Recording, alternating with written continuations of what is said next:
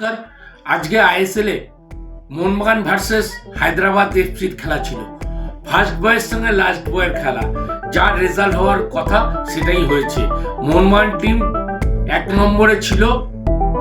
আজকে হায়দ্রাবাদ কোনো প্রতিরোধ গড়ে তুলতেই পারেনি। মোহনবাগান টিমের সঙ্গে প্রতিরোধ গড়ে তুলবার ক্ষমতা এইসব হায়দ্রাবাদ, এইসব নিচের দিকে টিমগুলোর নেই।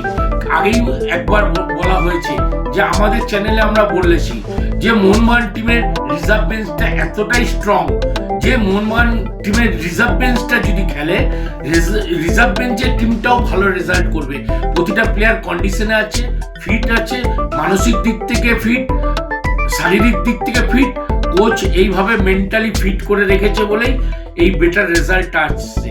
এই রেজাল্টের জন্য কোচকে সত্যি কুর্নিশ জানাতে হয়। কেন বলছি, এই টিমটাকে, একটা টিম ফোকাস ধরে রাখাটা এটা বিশাল একটা টাফ ব্যাপার। একটা টিম আত্মতুষ্টি যদি চলে আসে, সেই টিমটা যতই উপরের দিকে থাকুক আস্তে আস্তে নিচের দিকে নামতে বাধ্য।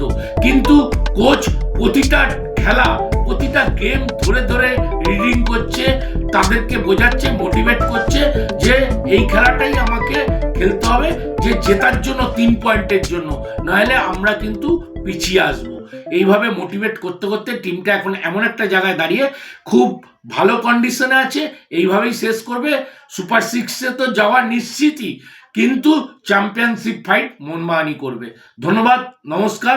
যদি আমার ভিডিওটা ভালো লাগে লাইক করবেন, শেয়ার করবেন, আমাদের সঙ্গে থাকবেন, অবশ্যই সাবস্ক্রাইব করবেন। ধন্যবাদ।